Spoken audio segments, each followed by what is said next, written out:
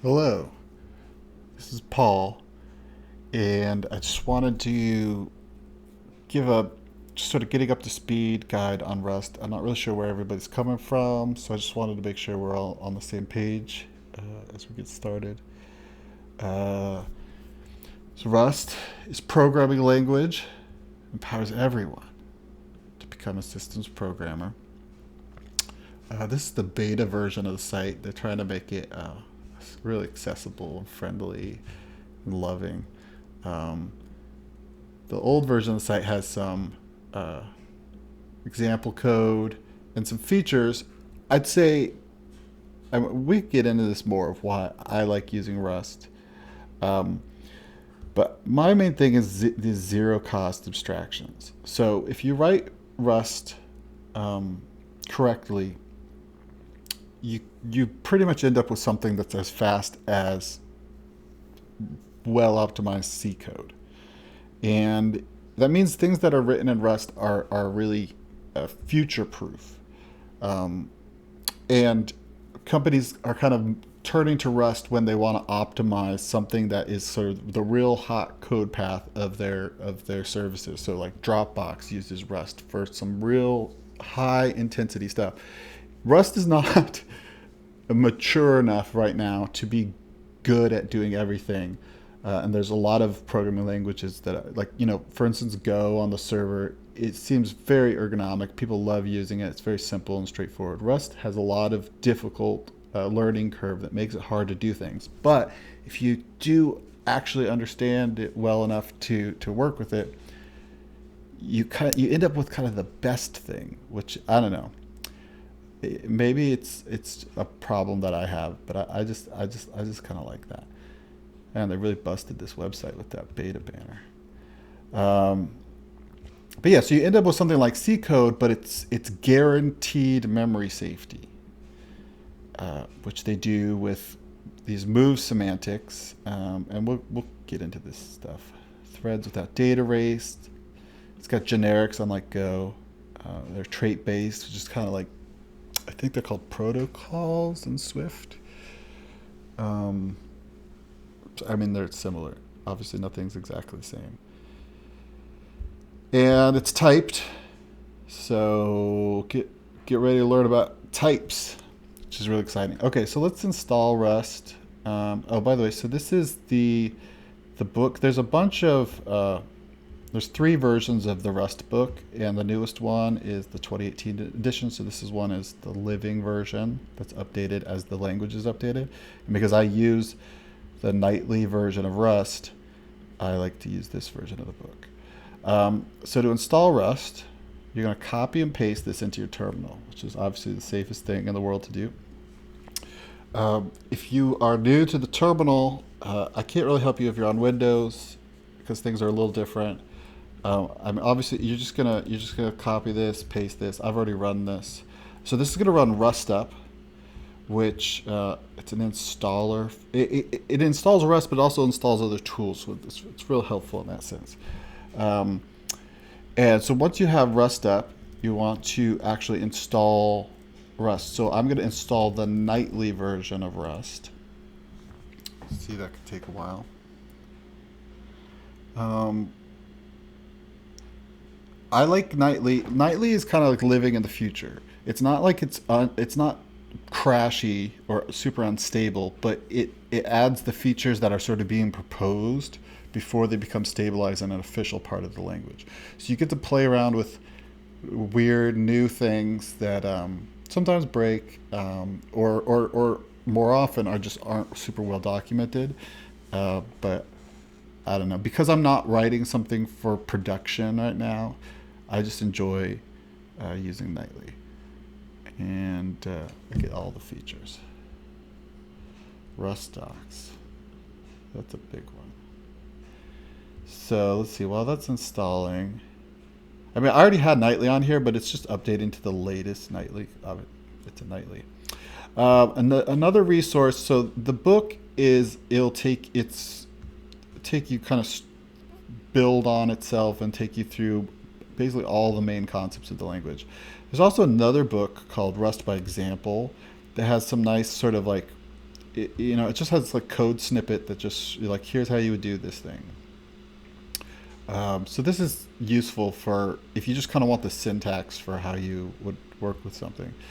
There's also another book called the Rust Cookbook, and this has examples of basically typically using libraries. So like, oh, I want to parse arguments, so I'm going to use the clap crate, command line argument parsing. And so it shows you the syntax for how to do that and how to use it and all sorts of stuff like that. So yeah, this has got concurrency, cryptography. Ooh, I could have used this the other day. Yeah, because like when you're using, in the Rust book, you use it's mostly it's teaching you about the standard library, which Rust has a pretty good standard library.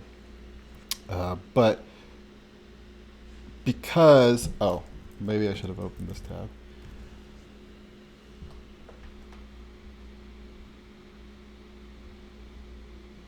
Similar to like NPM, Rust has a really nice package registry, and this is actually one of Rust's biggest advantages over a language like C++, is it's really easy to install packages, crates, and so you get a lot of your functionality from crates, and so Cookbook is kind of taking you through how to use different commonly accepted crates that are good for things.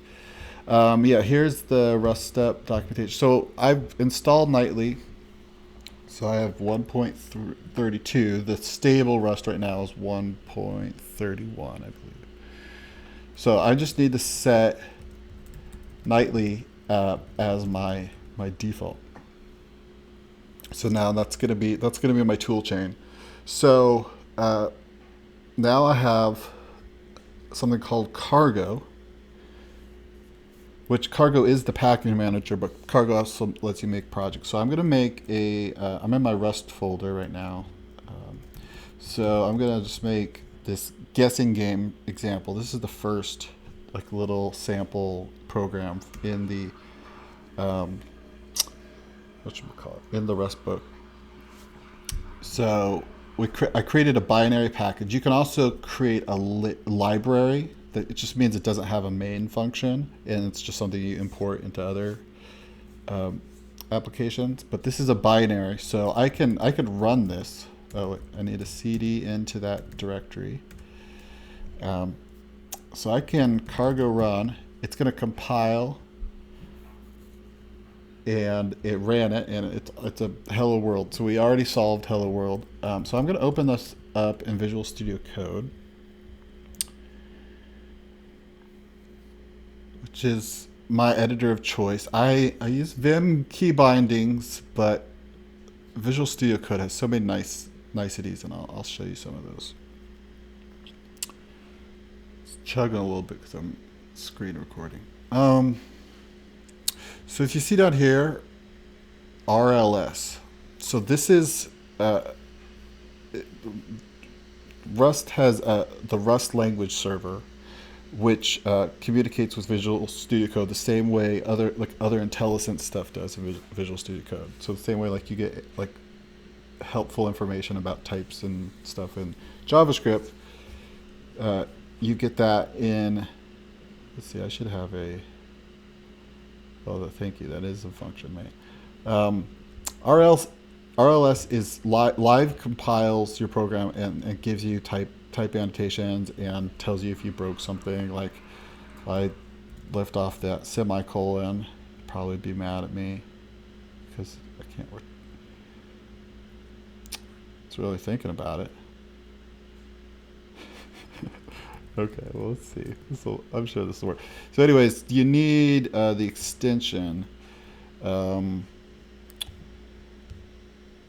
Rust parentheses RLS. And I don't know if there's any extra things to installing this, but it pretty much just works. Oh, also it has like just kind of like prettier when you save a file. I believe that this extension brings that feature in. You save a file, it'll kind of reformat for you, so you don't have to worry about formatting. But yeah, so install the Rust RLS extension, you should get all the good features. So let's make this guessing game where I've got a cheat sheet for it. So yeah, obviously if you read the tutorial, you could just get it from there, but who likes reading?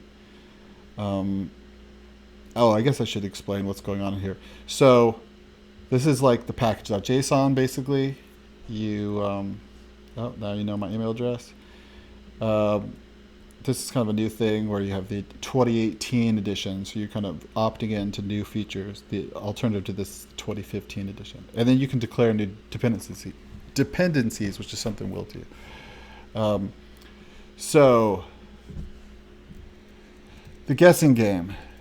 So we already know how to print to the screen, right? So we're gonna say guess a number. So print line. So we're in the main function. So this is what gets called when you run the binary. Print line is a macro, but it ends up working kind of like a. It prints the string that's in here, but also. Well, I'll explain some more about that. I'm sure we'll get to that.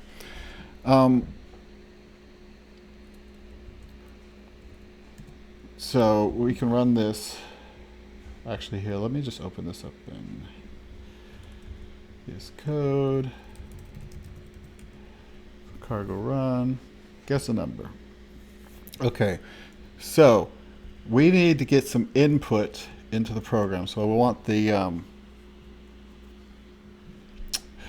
We're going to use the standard I/O. So standard I/O, I don't need to get a crate from it. Standard library is sort of already on your computer when you install Rust. So now we can make we're going to make a mutable guess, which is going to be an empty string.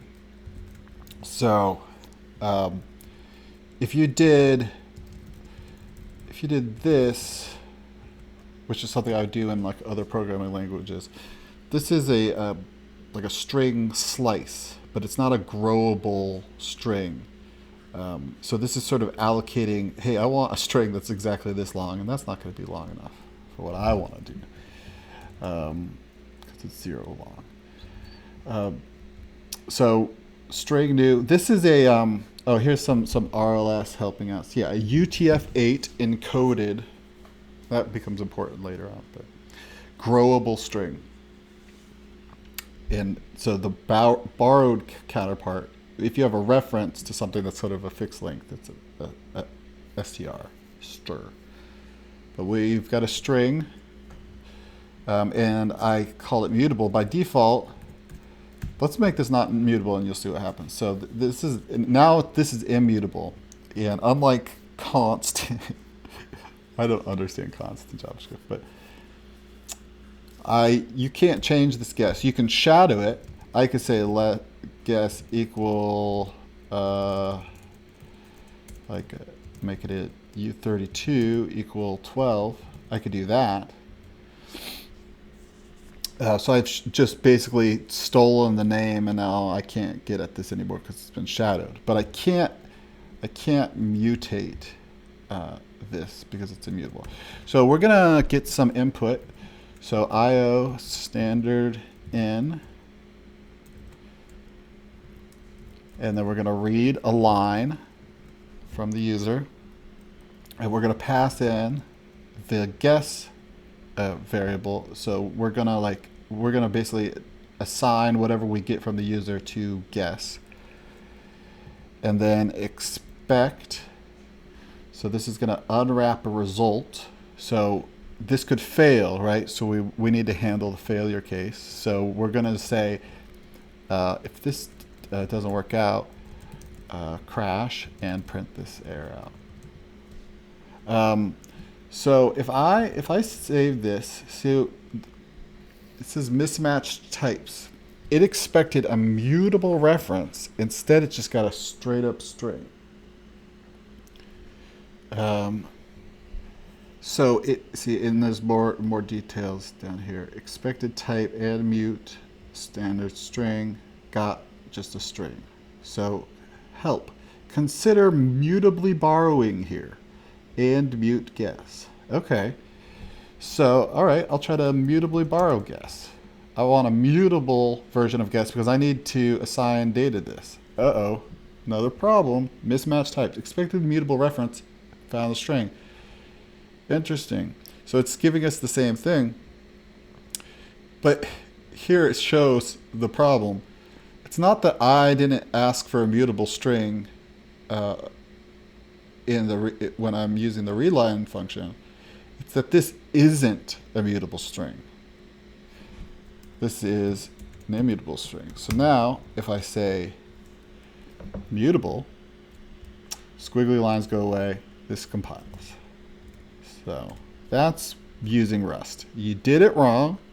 Now now fix it. So I'll guess 13. Okay, and it quits. So let's print out the guess once we get it. So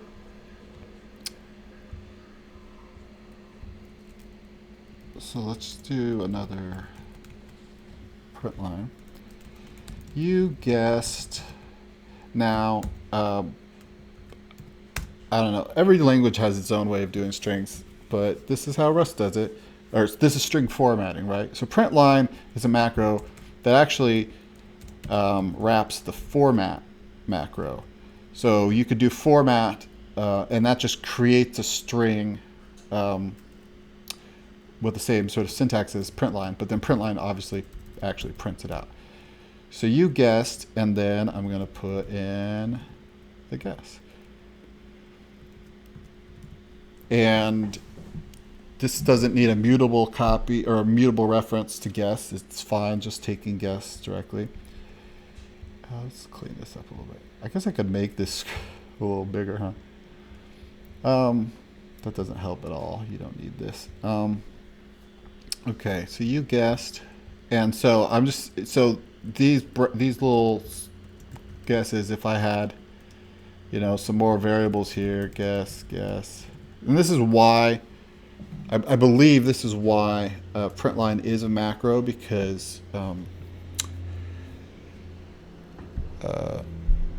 Rust doesn't have functions with like different quantities of arguments. So I think that's their way of getting around this. Guess a number, 12. You guessed 12, 12, 12. Good. So put that in 3 times. Very nice. Really great formatting too. Okay, but we just need it once. And so it just depends on the order when you put these in and the brackets and stuff. Okay, so we're getting the guess, but so now we need a random number. So we're going to use a crate called rand.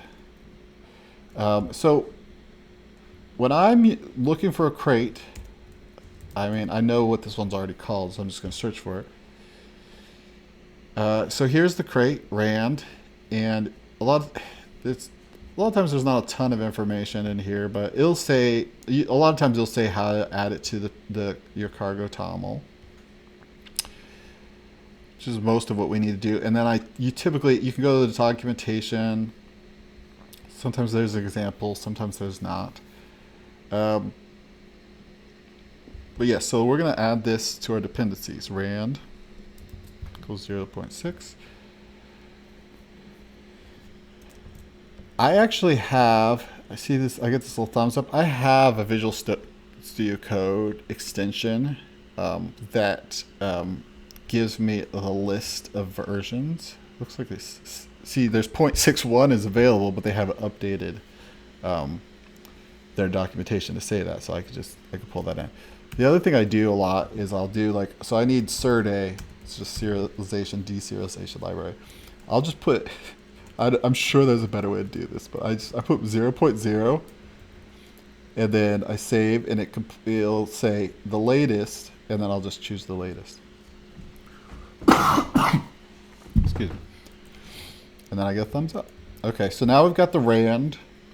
So now we're gonna import rand. Now, in older versions of Rust, you needed to say extern crate rand. or you'd put that up at the top. And then you need, of course, a semicolon. Oh yeah, you need semicolons at the end of everything except the line that's returning from a function. You don't have to say return. If you're returning from a function, you don't have to say return. You just don't put a semicolon. Is pretty much the rule of thumb. But you don't have to do extern create anymore because we're using the fancy new Rust 2018. So instead, we're just going to say use rand. And we need the RNG trait. Apparently, it's a trait from rand. And we're going to make a random number. So let's make our, let's see. Let secret number. So we're using rand, right? And this is what's called I think it's called a static method. Thread RNG. Retrieve the lazily initialized thread local random number generator. So I've used this for some cryptography stuff, and it felt. Because this is lazily initialized. If you can pass a thread RNG to other libraries, like a cryptography library, like here's my random number generator, thread RNG, but it's weird because it's lazily initialized. But we're just going to generate a number between 1 and 101. And if I save that, it should tell me what type that is. Yeah, so it's an unused variable, but it's an I32. So that's a signed integer. U32 would be unsigned. Apparently I32, I didn't know this for a while. I32 is kind of the default integer type for Rust. And then F64 is the default floating type. But you also have like iSize, which is size to the size of your machine. Which you want if you're doing stuff with pointers, I guess. usize is unsigned, but size to the size of your machine. So like 64, 32-bit systems. F32, F64. Those are some fun numeric types. But we didn't have to declare this. I probably could say, let's say, I wish this was an usize. What if I said that?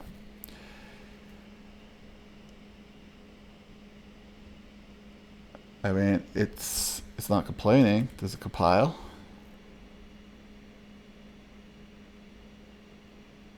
Oh, it's compiling rand. That's probably smart. It's interesting we got that type information. I don't really know how that works at all. I don't know how it knew that I was getting a U32 without compiling that first. Okay, so yeah, so I can make that a usize. That's fine. It doesn't complain. So that doesn't always work, but if you want to just explicitly say, here's what the type of my variable is going to be, the stuff on the right-hand side will try to basically convert to that value if it knows for certain that it's not sort of losing any information. If it's not, you have to be more explicit about coercion if you're going to possibly like lose information. But if you just want a slightly different type, a lot of times it works like that. Okay, so let's see, where are we at? We got our random number. This is the slowest random number generation tutorial. We've got a random number. Now we need to compare it to this guess, right? But this guess is coming in as a string. So we need to turn this guess into an integer that we can work with. So let guess I32. I mean, this doesn't really need to be an I32 because it's not. I'm not dealing with. We don't have negatives in our range, right? But let's just. I'm following the tutorial. Oh, following the tutorial. Actually, the guess is U32. So I want a U32 assigned to guess. Right now, this is going to shadow that guess variable. It's not going to be a string anymore. It's going to be a U32 now. But it's not mutating guess. It's just stealing the name. So we're going to do a match statement. So we're going to take the guess, then we're going to trim it, right? It's going to trim off the new line because right now, because it received from read line, the guess looks like something like 12, like something like that. So trim takes off like white space and new lines and stuff like that. Tabs, I think. And then parse. So these are methods on string, right? So guess has a trim method, and then I pass that to another method that's on string. So right, this is parse works from string. So if you are working with a string, you can call parse on it. And you see it returns a result. So this could fail. That's why we're using a match statement. So parse. Now, in the match statement, let's look at our, I'm just, sorry, I just want to make sure I'm still recording. This is always a big fear of mine. It looks like I'm recording. Okay.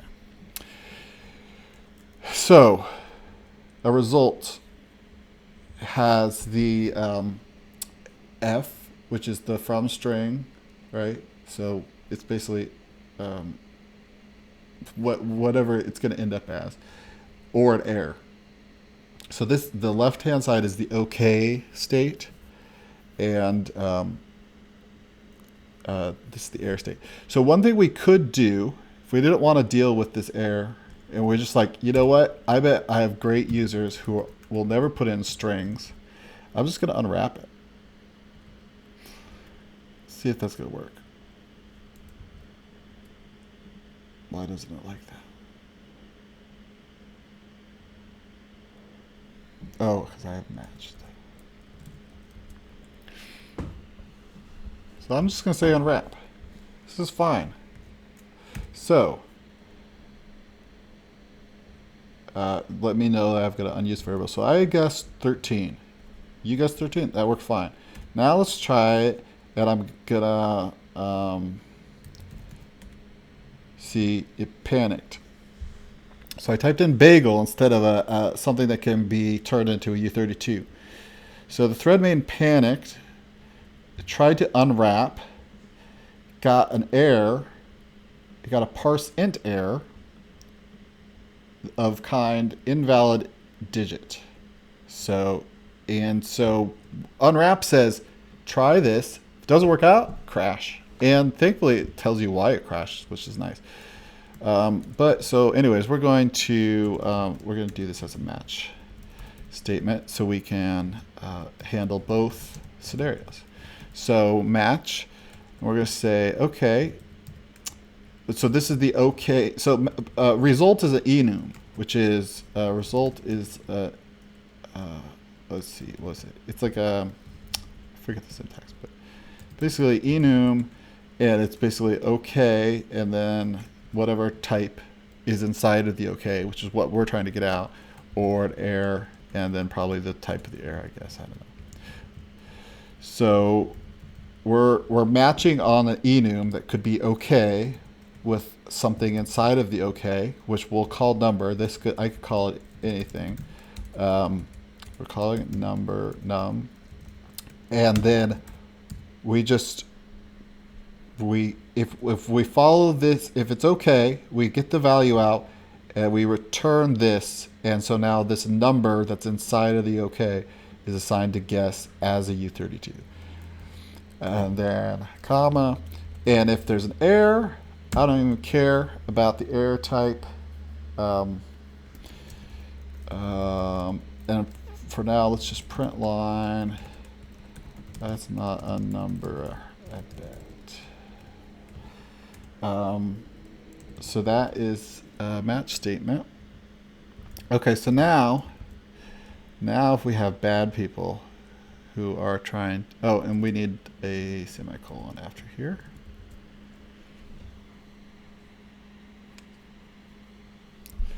Ooh, this is interesting. I can't return a print line.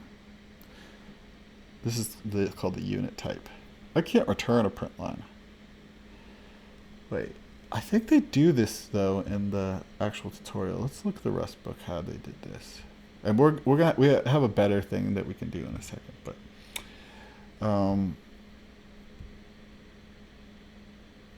where's their parse?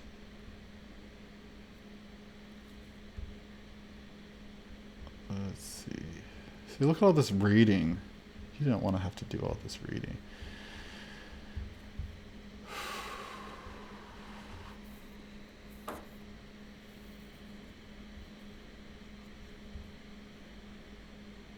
Oh, so they just did an expect, and then they matched on it later on. Yeah, because they're doing this inside of a loop. All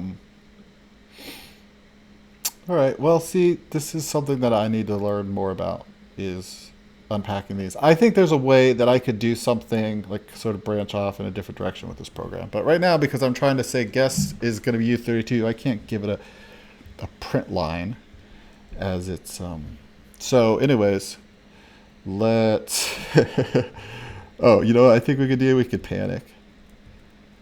Panic.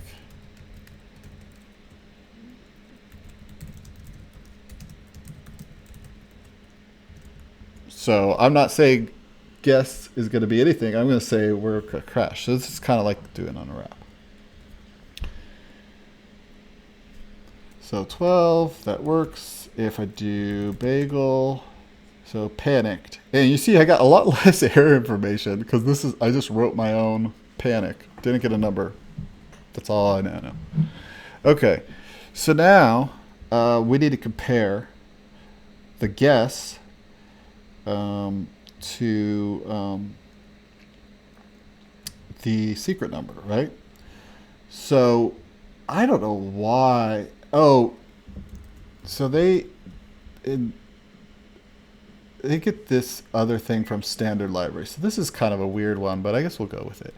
I mean, obviously you could just do like an equals equals and see if they're the same number.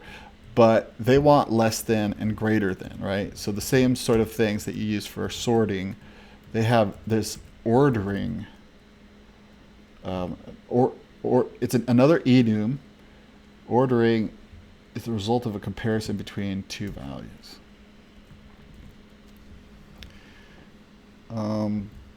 So we're going to use the ordering enum, and we're going to do some comparisons. So let's see. How do you do this? Okay, so we have the guess, we have the secret number, right? So let's compare them. You guessed. Okay, so we're just gonna match on the guess, and then .cmp, right? This is CMP, and then we're going to, so we're comparing the guess to the secret number. And this needs a reference to secret number. It doesn't want to take secret number, wants to take a reference, so I'm going to give it a reference. So let's do these different match arms. So if it's less, so if guess is less than secret number, we're going to print too small, ordering. I mean, I've never even seen ordering be used outside of this one example, but I mean, I think that they must have thought it was important. And if they're equal, print line. Now, because we're not assigning anything to this, we don't need to have everything be the exact same type. So you win. Well, I guess right now they are there. So let's print out the secret number.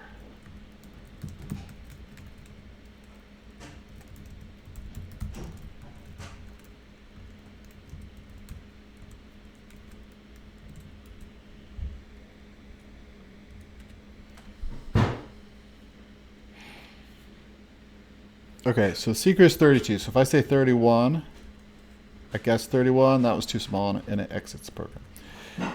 87, if I put in 87, I guess 87, I win.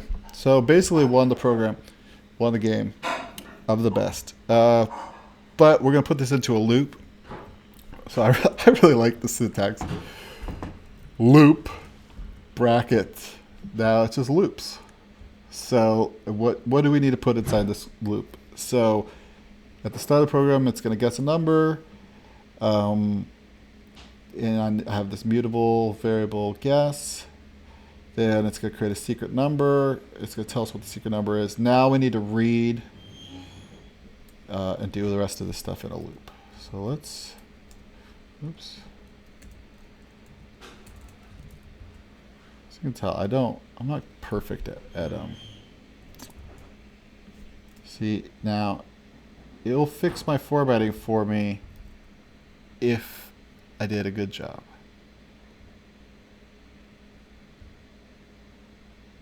What did I not do right?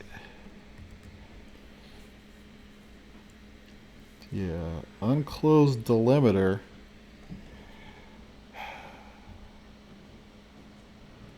Oh, wait, what? That was really weird. Okay. The secret is 87. If I say 85, too small, 83. Whoa. Didn't get a number. Oh, because we didn't fix this. Okay. That's good. I like panics. Okay. So because we're inside of a loop, we can just say, instead of panicking, we're going to say, let's not assign anything to guess. Let's just go on another iteration of the loop. So cargo run. So I say 53, too small, 59. You know what? I'm looking at my other code. I think we need a new mutable guess. I think mute guess is supposed to be in this loop, and to be honest, I don't really know why, right? I've got this mutable guess, right? I assign to it, right? When I read a line. So it's 53. It gets 53, too small. Then when I type in another guess,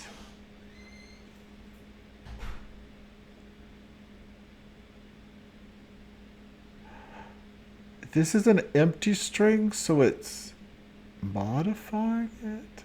I mean, you know what? I don't really know why this fixes it, but I'm going to put this in here, and I think this should fix it. So let's Control C. 63, too small. 69, too big. Nice. 64. Okay. So everything is working now. Yeah. If you know why I need this mutable guess in the loop instead of outside, so let me know. All right. So let's just do one more thing. I'm going to get rid of this secret, right? So we can't cheat. And you know what? I won down here, but it didn't quit the program. So we need one more thing. We're gonna break out of this loop. Obviously, this is an infinite loop. So on the right side, you can have brackets and do stuff inside of brackets. I need to learn Vim just a little bit better so that I know how to do like. I'm always just so bad at moving stuff inside in and out of brackets. Okay, so we're going to print the line, but then we're going to break. So that gets us out of this loop. And I think this is complete. So cargo run. Guess a number. 13, that's too small. 50, too big. 40, too big. Wow, this is going really well. 30 is too big. 20 is too small. 25. 23, 24. You win, and it crits. Good job. Guessing game's complete. All right. So yeah, that's That's Rust. Now you know Rust. Now you can try to teach. Please explain to me. Yeah, this is good. This is your assignment.